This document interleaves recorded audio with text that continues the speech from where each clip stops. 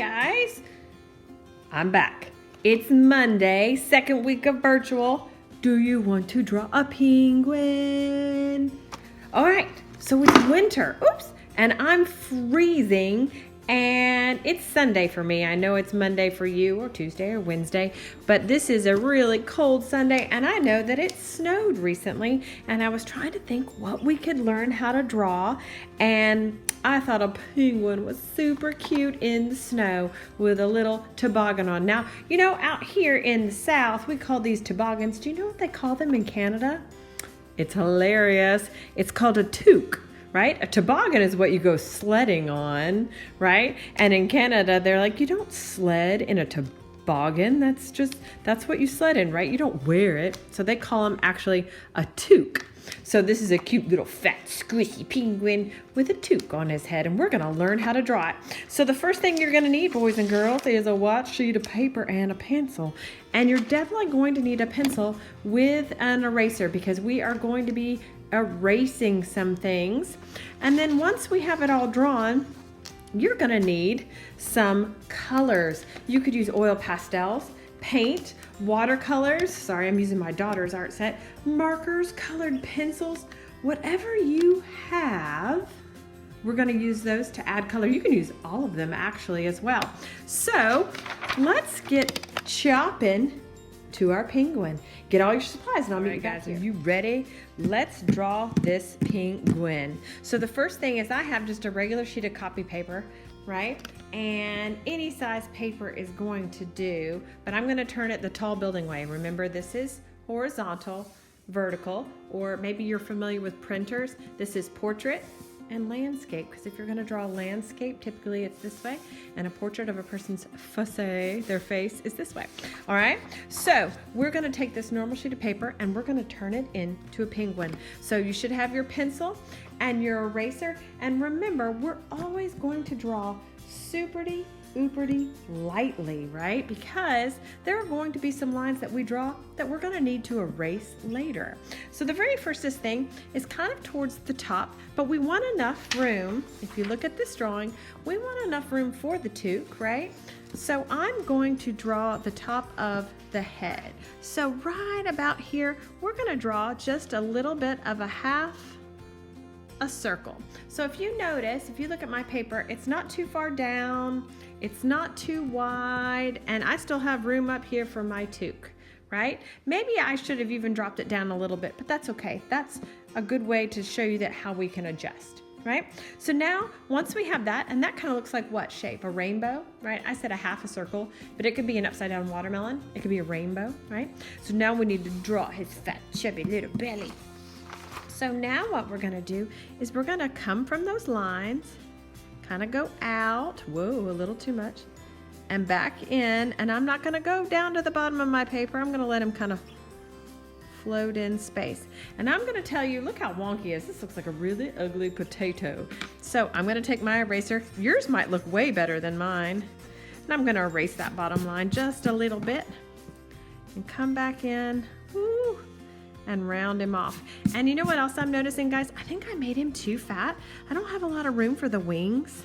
So we're gonna put him on Weight Watchers here. Give him a little slim down. There we go. I think I just made him too chunky monkey. So it is okay if you don't like what you draw at first. That is why we have erasers, boys and girls, or a new piece of paper. All right, so now he's kind of slimmed down. See, even the art teacher has to erase things. It is okay to erase.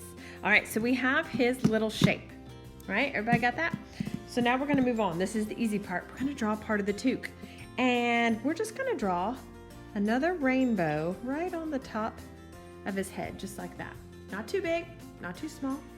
And then we're gonna do the scarf. Now this part is really important because I have a lot of students that we do this every single time, and I tell them every single time, and every single time they forget.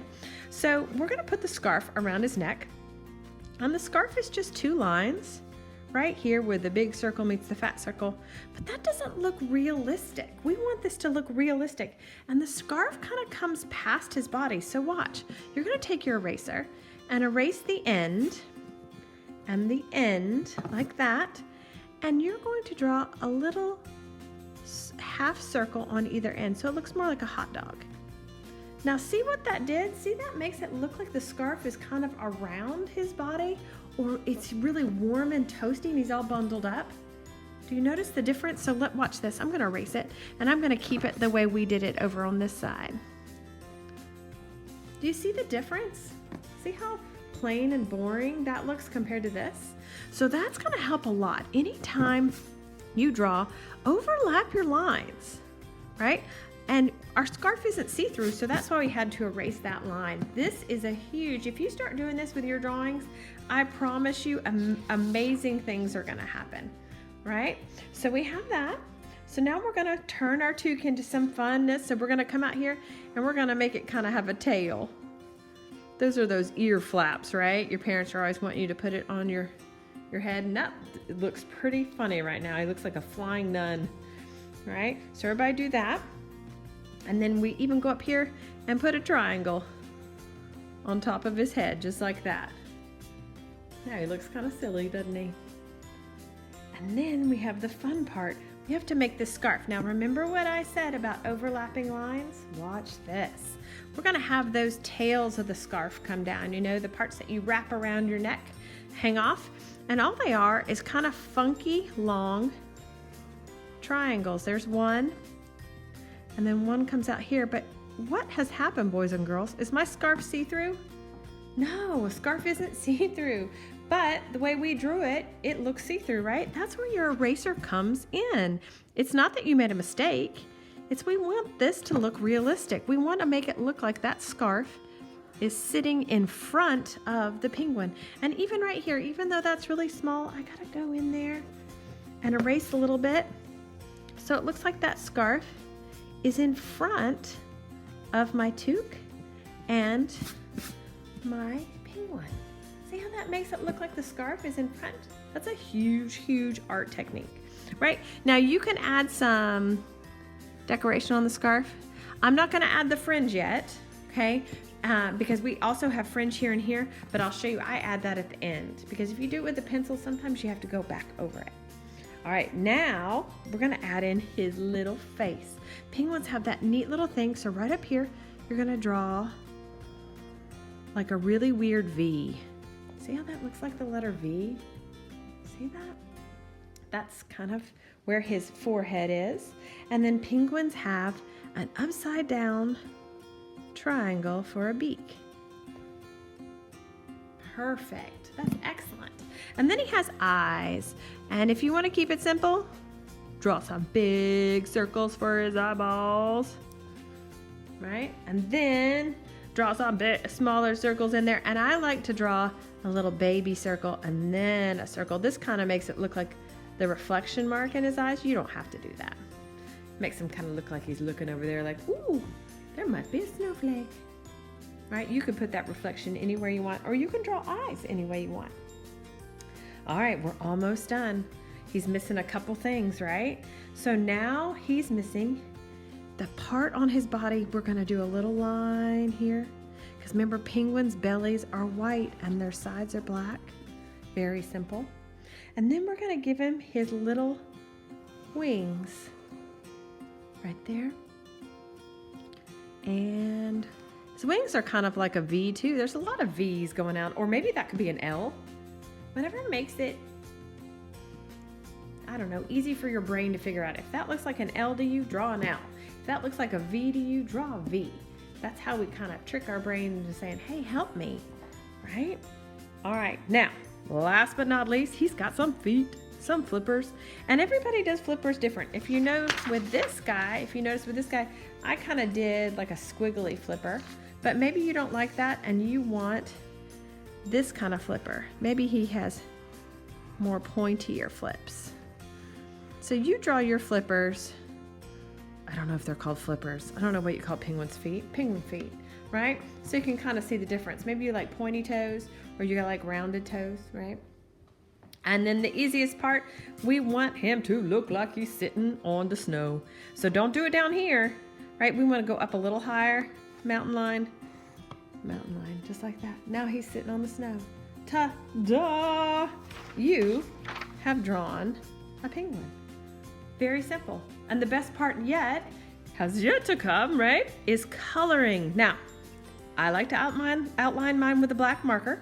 You don't have to, okay?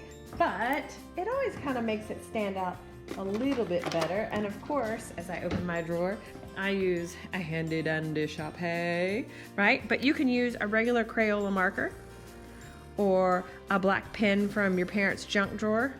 Lord knows I have enough black pens in my junk drawer to choke a donkey, right? And you can see I'm right on the line. Now, if I go off my line a little bit, no one's gonna know why, because once I have it with my black marker, I can go back in and erase the pencil lines, right? Now, remember how I said I didn't draw all the fringe and the tassels? This is why, because I like to do it with my black. So I'm gonna go in there. Ooh, I messed up that line pretty wonky. See how I'm outlining them in the black? Now there is my fave guy. He is Art Hub for Kids. He is a phenomenal art teacher, and he likes to draw with Sharpies. Like, he doesn't even draw with pencils. I don't know about you guys, but that is so scary to me because I make mistakes or I don't like what I draw all the time. And I like to go back over it with a Sharpie, but he will straight up draw with a Sharpie. He is so crazy awesome and brave, and he is really, really good. You should totally look him up. It's called Art Hub for Kids. It's on YouTube. All right, so now I can come back in, watch, and I can add the tassels on my scarf, right? I can put as many as I want on there. I love doing this. I like to add the string with, I know we all have those toboggans, right, that have the tassels. These are little details that really take your drawing to the next level, right? And I even want to put one up here. He has a puffball on the top. See how that kind of made it look even more realistic? And then I might even go back in while I've got my black out, and I'm gonna color in. I don't typically like to color in with a Sharpie just because I like to save all my Sharpie ink, right? And then if you wanted to, you could even add a pattern maybe on his scarf. I think I did stripes on the other one. I can never get my zigzag straight. See? I think on this one I did stripes, right? Then once you have all this, have fun and color this guy, right? Use oil pastels, use crayons, use markers, use everything. On this one, I put markers on my scarf and on my beak and my little flippers. And then I used crayon for my hat and my penguin.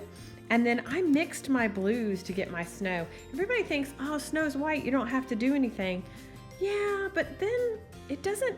Look at the difference between this one and this one, right? This one, oh, that's a great drawing, but when you add color and you fill up the entire page with color, it really gives you a finished look, right? Now, I probably could have left the snow, the hill, white and would have been fine, but I always say color in the background. It takes a great drawing and turns it incredible when you add lots and lots of color. So use your oil pastels, use your watercolors, use your markers, and create these awesome penguins for this cold, chilly weather. And go have a cup of hot cocoa, and I'll see you later. Have a great week, guys. Bye.